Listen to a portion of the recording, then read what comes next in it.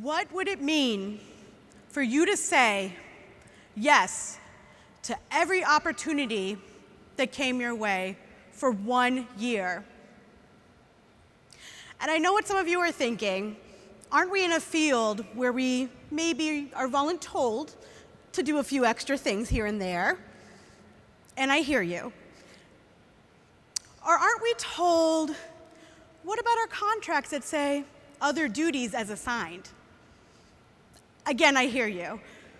But what I think is so important is to take on intentionally projects that reflect your values, that challenge you, bring you outside of your comfort zone, and have you thinking about what does your leadership skills, what do they look like? For 1 whole year, I said yes to every project, every opportunity, conference proposal, speaking engagement. And before I can tell you and bring you on my journey of saying yes, I'd like to share with you why perhaps I would sometimes say no. One of the things that I have found when saying no, I had to do a lot of self-reflection. I had to think about what this meant for me. I think a lot about my personal identities, who I am, where I'm coming from. I'm a transracial adoptee. At 6 months old, I was adopted from Honduras in Central America. I'd be brought to the United States by my parents, who identify as white. And being Latinx, there were some challenges growing up. I was brought up in a 94% town, suburb outside of Massachusetts.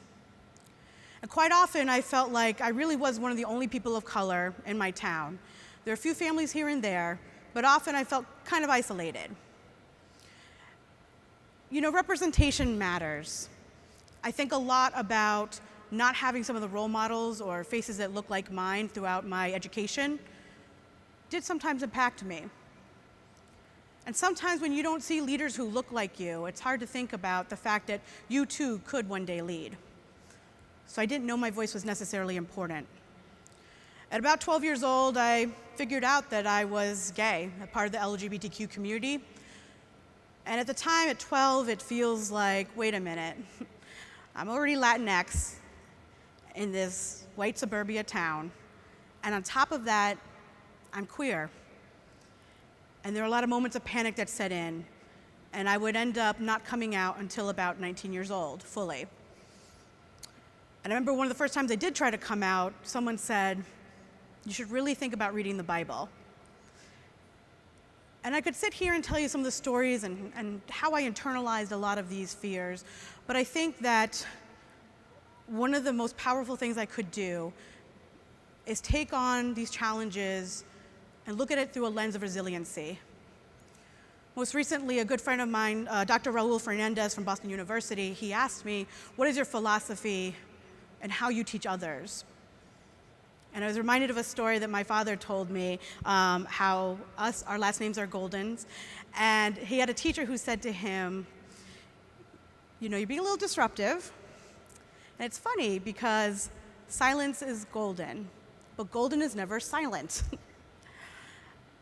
And for some reason, that story always stuck with me, and I thought, yeah, that's right. I don't want to be silent. And so sometimes it's about having to look in, even when you're going through something incredibly hard. And it's taken me years to really think about how my leadership comes through that resiliency, lens of resiliency.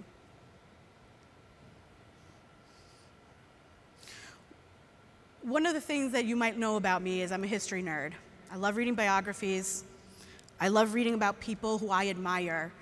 And I ended up reading about a biography on Dr. King, and it talked about how he himself had great admiration for Gandhi. He would read about Gandhi's life, he would end up writing about him. This thought of, wow, this leader came through and without any violence was able to create a new world. And I thought, these are some of the folks and leaders that I want to learn from. So biographies mean a lot to me. You can learn from people's mistakes, and when they think they failed, you can learn from those moments. But you can also learn about when they were thriving, how you too can pick up elements from those leaders. That's something that has always inspired me. And I picked up this book by Shonda Rhimes, The Year of Yes. And I get it. People are thinking, how'd you just go from Dr. King to Shonda Rhimes? No, though. I don't want any of you to doubt Ms. Rhimes' power and ability to change. Because every single Thursday on a major network, okay, on a major network, Shonda Rhimes allows you to go for 3 hours to Shondaland, where basically she has fierce women and women of color take off on these amazing adventures. They're doctors, they're lawyers, they're professors, they work at the White House. And they are thrown these incredibly hard situations where most of us would panic. And each and every episode, they come through.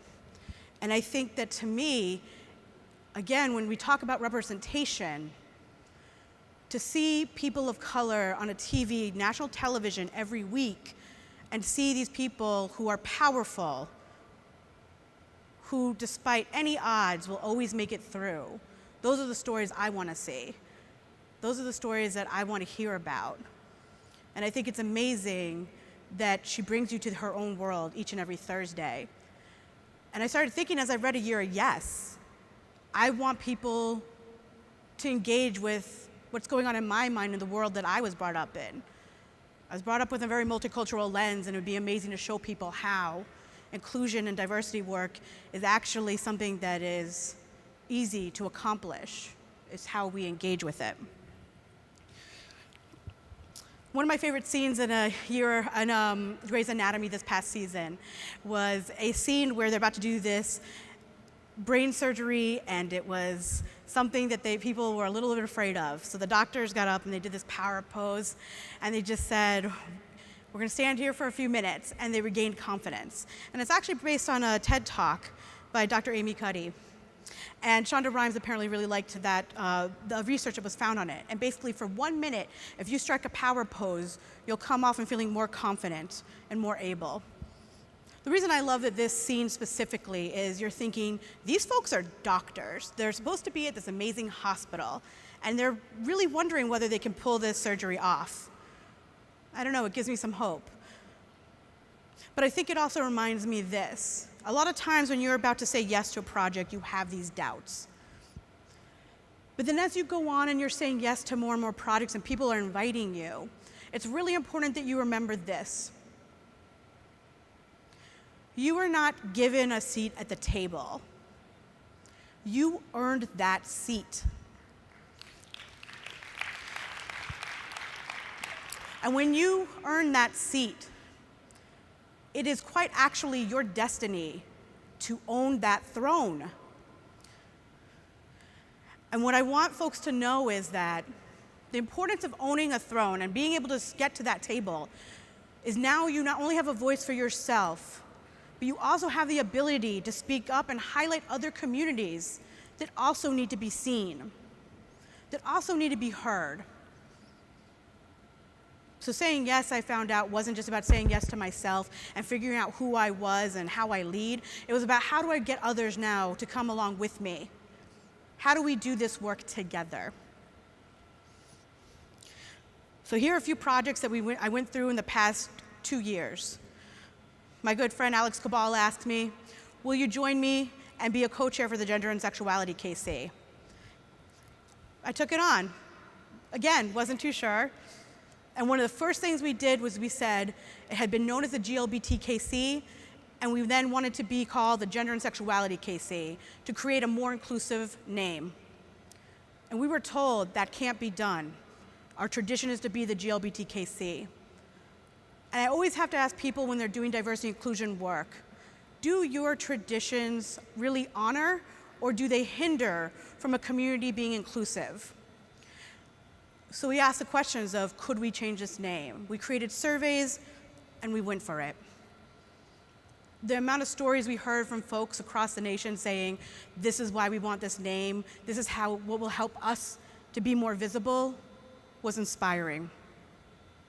I had the opportunity to be connected to actually over 2,000 colleagues just by being a part of the GSKC. Our second thing was to really make sure we highlighted trans and queer people of color. For so long, we had the reputation as a KC of being really for white gay men, and that just wasn't true, and I knew that, but I needed to show that as a leader. So Alex and I decided to really take that project on. From creating scholarships for our trans and queer people of color to attend this conference, to creating professional development workshops that they could attend, as well as socials, just to be with one another in community. I ended up creating, for Region I, the Ubuntu Institute. Thank you.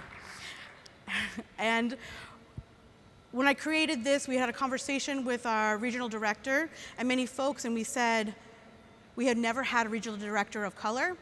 We had never had a conference chair of color. We needed to create a pipeline or pathway so that our professionals of color in Region I could one day lead our region. And I had an idea about a year before that of creating an institute, a multicultural one, but I really wanted to specifically work on creating community for my Black colleagues and my trans and queer people of color colleagues. It was really important for me to highlight those specific individuals and groups. We ended up having 11 different leaders that I had the chance to lead, coming from all different backgrounds in life, and I think the best part of leading them was hearing why they were so passionate about this project. We had folks who said to me, who were VPSAs, saying, where was this type of institute when I was coming up in the field? It would be amazing if I could have had this opportunity. And that meant a lot to me. And then I had someone who said to me, Julia, I'm coming from a place that's a little bit rural. There might go weeks when I don't see people of color. So this has meant a lot to me. Even increasing my network of 43 people of color within Region I means a lot to me. And it's something that I always make sure I'm trying to say hi and get to know those individuals who are part of the Institute and carry them with me. And lastly, I wrote a letter and had Dr. Kevin Krueger be able to say yes to me. I wrote a letter, an open one, that went somewhat viral and was something that I didn't necessarily anticipate. But after seeing many of our colleagues of color specifically, and queer trans people of color specifically, be hired for positions in diversity, and that when they spoke up, their jobs were often threatened.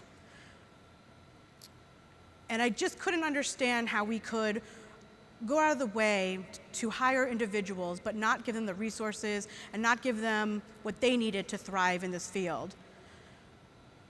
I got a call from Dr. Krueger later on, and I said, I trusted that he would know what to do with that letter. And I said, I know we also at NASPA are doing a lot to highlight resources for the communities that I'm specifically talking about. And he agreed, and we had a great conversation.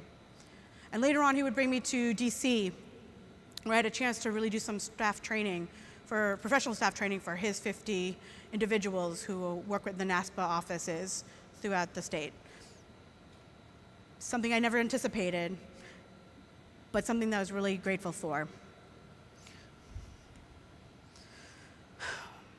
Just because you say yes, it doesn't make it easy. Oftentimes, people won't understand where your leadership values are coming from. You have a big idea in your head, and they're not quite sure how you're going to be breaking the process down. They might have signed up for the project with you, but they're not sure, again, what the big picture is. And when they misunderstand you, you might get frustrated, but remember why you said yes in the first place. And I truly believe that when you are saying yes to projects, that if you are sticking to love, truth, compassion, and your own authenticity, that not only will you be able to say yes more often, but people will say yes with you. Thank you, everybody.